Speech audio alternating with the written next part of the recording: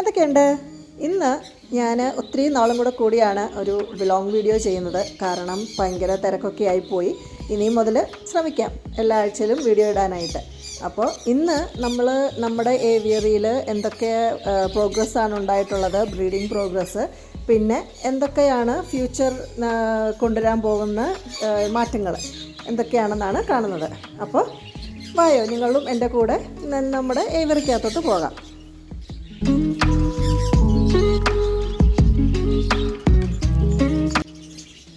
എന്നും രാവിലെ ഫുഡും കൊണ്ട് വരുമ്പോൾ ഇവിടെ വാതുക്ക വന്നിരിക്കുന്ന ആളാണ് എൻ്റെ ഹാൻഡ് ഫീഡിങ് ആയിട്ടുള്ള കോക്കറ്റെയിൽ.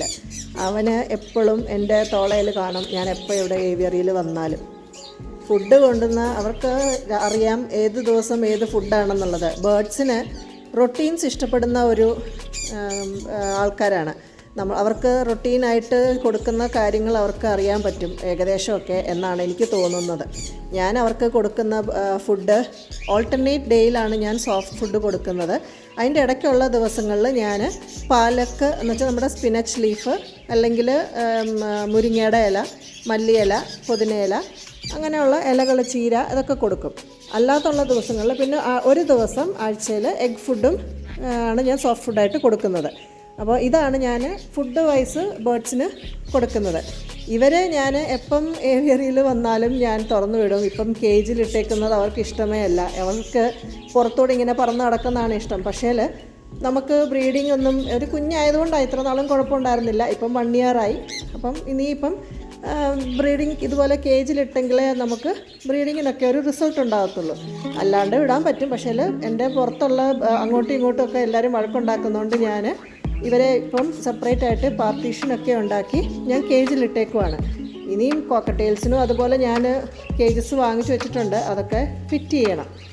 പിന്നെ ഇവർക്ക് ക്രിംസൺ കണ്ണൂറിന് ഭയങ്കര ഇഷ്ടമാണ് രാവിലെ നമ്മൾ ഈ ക്രഞ്ചി ആയിട്ട് കൊടുക്കുന്ന ഈ വെജിറ്റബിൾസ്. പിന്നെ സോഫ്റ്റ് ഫുഡ് ഏറ്റവും ഇഷ്ടപ്പെടുന്നത് അവർക്കാണ്. ആഫ്രിക്കൻ ലവ് ബേർഡ്സ് പിന്നെ നമ്മൾ കുഴപ്പമില്ല, എന്ത് കൊടുത്താലും അവർ കഴിക്കും. അവർക്കങ്ങനെ അവർ ഈ ലീവ്സൊക്കെ കൊടുത്തു കഴിഞ്ഞാൽ കണ്ടിച്ച് കട്ട് ചെയ്ത് ചോപ്പ് ചെയ്ത് കൊടുത്തില്ലെങ്കിൽ അവരതെല്ലാം കൂടെ കൊണ്ടുവന്ന് കൂട്ടിനകത്ത് വെക്കത്തേ ഉള്ളൂ. അതുകൊണ്ട് ഞാൻ അതിനാണ് ഇത് ചോപ്പ് ചെയ്ത് ഇടുന്നത്, ഈ പുതിനയിലയൊക്കെ.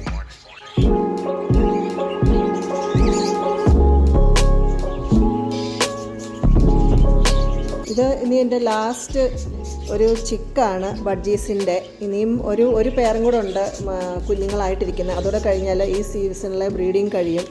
ഇവർക്ക് റെസ്റ്റ് കൊടുത്തേച്ച് അടുത്ത ബ്രീഡിങ് പേഴ്സിനെ ഞാൻ സെറ്റ് ചെയ്ത് ഇടണം. അപ്പം ഞാൻ സാധാരണ ചെയ്യുന്നത് ചിക്സ് ഇച്ചിരിയൊക്കെ സെൽഫ് ഈറ്റിംഗ് ആകുന്നതിനും വരെ പേരൻസിൻ്റെ കൂടെ നിർത്തും. പക്ഷേ അവരങ്ങോട്ടും ഇങ്ങോട്ടും വഴക്കുണ്ടാക്കി കൊല്ലുമൊക്കെ ചെയ്യും. അത് കാരണം ഞാൻ കുറച്ച് പ്രായമാകുമ്പോഴേ എടുത്ത് ഞാൻ മാറ്റി ഇതുപോലെ ചിക്സിൻ്റെ സെപ്പറേറ്റ് ഒരു കേജ് ഉണ്ട് ഫ്രീ ഫ്ലൈറ്റിനുള്ള. അതിനകത്തിൽ വിടും ഈ കൊച്ചു പിള്ളേരെ. ഇതെൻ്റെ ഈ പ്രാവശ്യം കിട്ടിയ കുറച്ച് പിള്ളേരാണ്. കുറേ എണ്ണത്തിന് സെയിലായി. ചിലർക്കൊക്കെ ഹാൻഡ് ഫീഡിങ് ചിക്സ് വേണ്ടിയത് കൊണ്ട് ഞാൻ അങ്ങനെ കൊടുക്കാറുണ്ട്. അപ്പം ഇവിടെ ആൾക്കാർ വന്ന് എടുത്തുകൊണ്ട് പോകുമ്പം നമുക്ക് അവസാനം വന്ന ഇപ്പോൾ ഈ സീസണിൽ ചിക്സാണ് ഇവർ.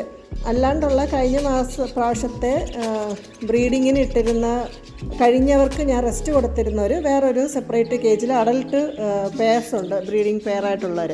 അവരെയാണ് ഞാനിനിയും അടുത്ത ബ്രീഡിങ് സീസണിൽ ബ്രീഡിങ്ങിനായിട്ടിടുന്നത്.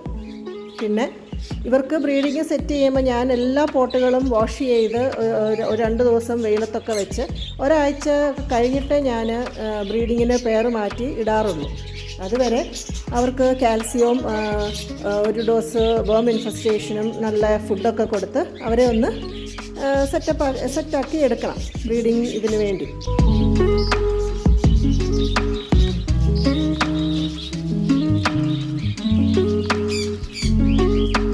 കോക്കറ്റെയിൽസിൻ്റെ ബ്രീഡിങ് നടന്നുകൊണ്ടിരുന്നതായിരുന്നു. പക്ഷേ ഈ ആഫ്രിക്കൻ ലവ് ബേർഡ്സ് അങ്ങോട്ടും ഇങ്ങോട്ടും അവരുടെ എല്ലാവരുടെയും കേജിനകത്ത് കയറിയിരുന്ന് മുട്ടയൊക്കെ പൊട്ടിച്ച് കുറേ കുഞ്ഞുങ്ങളൊക്കെ ചത്തുപോയി.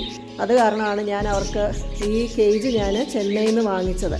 പക്ഷേ ട്രാൻസ്പോർട്ടേഷൻ്റെ സമയത്ത് കുറച്ച് ഇതൊക്കെ വന്നിട്ടുണ്ട്. അപ്പോൾ അതൊക്കെ ഇനിയും നേരെയാക്കി കറക്റ്റായിട്ടൊക്കെ ആക്കി അതൊക്കെ ശരിയാക്കി എടുത്തിട്ട് വേണം അതൊക്കെ ഫിറ്റ് ചെയ്യാനായിട്ട്. അതിനൊക്കെ സമയമെടുക്കും. പതുക്കെ ഓരോന്നായിട്ട് ചെയ്യണം. കുറേ ഡാമേജ് വന്നിട്ടുണ്ടായിരുന്നു. പക്ഷേ നല്ല സ്ട്രോങ് ആയിട്ടുള്ള കേജസാണ്. ഇതാണ് എൻ്റെ അഡൾട്ട് ബ്രീഡിംഗ് പെയർസിലെ കുറച്ച് പേര്. ബാക്കിയുള്ളവരെയൊക്കെ ഞാൻ ഫ്രീ ഫ്ലൈറ്റിന് വിട്ടിട്ടുണ്ട്. ഇതുവഴിയൊക്കെ പറഞ്ഞിങ്ങനെ നടപ്പുണ്ട് കേജിനകത്തൂടെ. അല്ലാണ്ടുള്ളവർ കൂട്ടിനകത്ത് ഇപ്പം ബ്രീഡിങ് അവരെ മാറ്റി ഞാൻ ഓൾറെഡി പെയർ മാറ്റി ഇട്ടിട്ടുണ്ട്. ഇനിയും പോട്ടൊക്കെ വെച്ച് കൊടുത്താൽ മതി. അത് ഞാനിനിയും അടുത്ത ഒരു 2 ആഴ്ച കഴിയുമ്പോൾ ഞാൻ ചെയ്യാറുള്ളൂ. കാരണം ഇനി ഒരു പെയറും കൂടെ ഉണ്ട് നെസ്റ്റ് ഔട്ടായിട്ടുള്ള ചിക്സൊക്കെ ആയിട്ടിരിക്കുന്നത്. അപ്പം അതും കൂടെ കഴിഞ്ഞിട്ട് ഞാൻ എല്ലാവർക്കും കൂടെ ഞാൻ ഒരുമിച്ചാണ് പുതിയ ബ്രീഡിങ് സീസൺ സ്റ്റാർട്ട് ചെയ്യുന്നത്. അല്ലെങ്കിൽ എനിക്ക് തെറ്റിപ്പോവും, ഏതായപ്പോഴാണെന്ന് എനിക്ക് അറിയത്തില്ല. അതുകൊണ്ട് ഇവർക്ക് ഞാൻ കൊച്ചു പ്രായം മുതലേ ഈ ഫുഡ് സെൽഫ് ഈറ്റിംഗ് ആയി തുടങ്ങുമ്പോൾ മുതലേ വെച്ചാണ് ഇവരിത് കഴിക്കാൻ തുടങ്ങുന്നത്. നന്നായിട്ട് ഫുഡ് കഴിക്കും. ഈ ലവ് ബേർഡ്സ് ആണെങ്കിൽ പോലും അതിന് വലിയ കടലയൊന്നും ഇട്ട് കൊടുക്കത്തില്ല. മറ്റേ ചെറിയ പയറും മുളപ്പിച്ച പയർ എല്ലാ ഇത് ഫ്ലാക്സ് സീഡ്സ് എല്ലാ സംഭവങ്ങളും മിക്സ്ഡ് ആയിട്ടുള്ള ഇതാണ് ഇട്ട് കൊടുക്കുന്നത്. ഒത്തിരി ഒന്നും കൊടുക്കേണ്ട കാര്യമില്ല. ജസ്റ്റ് ഒരു സ്പൂണ് ഒരു പെയറിനെന്നുള്ള കണക്കിലാണ് ഞാൻ കൊടുക്കുന്നത്. കാരണം അവർ എനിവേ കുറേ ഫുള്ള് കഴിക്കത്തൊന്നുമില്ല, എല്ലാം വേസ്റ്റാക്കി കളയത്തേ ഉള്ളൂ. പിന്നെ എല്ലാ ദിവസവും ചെയ്യുന്ന പരിപാടിയാണ്. നമ്മൾ കേജൊക്കെ ക്ലീൻ ചെയ്ത് വെച്ചാൽ ഉറുമ്പൊന്നും വരാതെ നമുക്ക് ബേർഡ്സിനെ അതിൻ്റെ കൂട്ടിൽ കാലിൽ കൂടെ ഒക്കെ കയറി പോട്ടിനകത്തൊക്കെ ഇരിക്കുന്ന ചിക്സിനെയൊക്കെ കടിക്കും. അതുകൊണ്ട് ഞാൻ എല്ലാ ദിവസവും ഈ കേജുകളെല്ലാം എടുത്ത് ഞാൻ ഫുള്ള് ക്ലീൻ ചെയ്ത് വെക്കാറുണ്ട്. പിന്നെ വാഷ് ചെയ്യുന്നത് ആഴ്ചയിൽ ഒരിക്കലേ ചെയ്യാറുള്ളൂ. ഇതിലൊക്കെ താഴോട്ട് ഇതിൻ്റെ ഫുഡും അങ്ങനെയുള്ള പൂപ്പൊന്നും താഴോട്ട് വിടുന്നതെല്ലാം ഞാൻ ആ പ്ലാസ്റ്റിക്കാണ് ഇട്ടേക്കുന്നത്. അതൊക്കെ ഞാൻ ആഴ്ചയിൽ ഒരിക്കലേ എടുത്ത് കഴുകാറുള്ളൂ. ഇതാണ് എൻ്റെ ഇനിയുള്ള ഒരു ലാസ്റ്റ് ബ്രീഡിങ് പെയർ. ഇതിനകത്ത് കുഞ്ഞുങ്ങളുണ്ട്. ഇതാണ് ഒരെണ്ണം.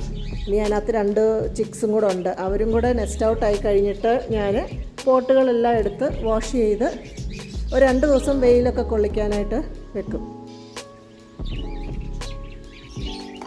ഏവിയറിയോ ഒക്കെ ഉള്ളവർക്ക് കോളനി ആയിട്ട് ചെയ്യുന്നവർക്ക് കുഴപ്പമില്ല, നമുക്ക് ഈസിയാണ്. ഒരു പോട്ട് ഒരു പാത്രമൊക്കെ കഴിയാൻ മതി. ഇത് ഞാൻ സിംഗിൾ പെയർ ബ്രീഡിങ് ചെയ്യുന്നതുകൊണ്ട് എല്ലാ പാത്രങ്ങളും 14 പേരുണ്ട് എനിക്ക് ലവ് ബേർഡ്സ്. ഞാൻ ബ്രീഡിങ്ങിന് ഇടുന്ന ബേർഡ്സ്.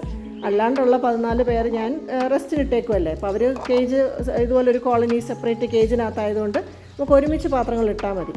എന്നാലും ഇത്രയും ബേർഡ്സൊക്കെ ഉള്ളപ്പോൾ നമുക്ക് ഒരുപാട് പാത്രങ്ങളും എല്ലാം കഴുകാനുണ്ട്. ഇതെല്ലാം ഡെയിലി വാഷ് ചെയ്ത് നല്ല ഫ്രഷ് വെള്ളം വെക്കണം. ഞാൻ മാസത്തിൽ 2 പ്രാവശ്യം വേർം ഇൻഫെസ്റ്റേഷനും മറ്റേ ലിവർ ടോണിക്കും വെള്ളത്തിൽ മിക്സ് ചെയ്ത് കൊടുക്കാറുണ്ട്. മാസത്തിൽ 2 പ്രാവശ്യം കൊടുക്കും. അത് എല്ലാ മാസവും കൊടുക്കും. പിന്നെ നമ്മൾ കണവനാക്കോ അല്ലെങ്കിൽ മിനറൽ ബ്ലോക്കോ എന്തെങ്കിലുമൊക്കെ ഇവരുടെ കേജിൽ എപ്പോഴും ഞാൻ അവരുടെ കേജിൽ ഇട്ടേക്കും.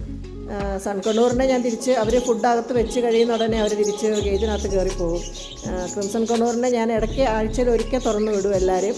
പിന്നെ മറ്റുള്ളവരെ എല്ലാവരെയും കേജിലിട്ടിട്ട് ഇവരെ തുറന്നു വിടും. അല്ലെങ്കിൽ ഇവർ വഴക്കുണ്ടാക്കും. പക്ഷേ ഇനിയിപ്പം ആഫ്രിക്കൻ ലവ് ബേർഡ്സ് ഒക്കെ മുട്ടയിട്ട് തുടങ്ങിക്കഴിഞ്ഞാൽ ഇവരെ ഇട്ട് കഴിഞ്ഞാൽ ശല്യമായി. ഇവരെല്ലാം മുട്ടയൊക്കെ പൊട്ടിച്ച് കളയും.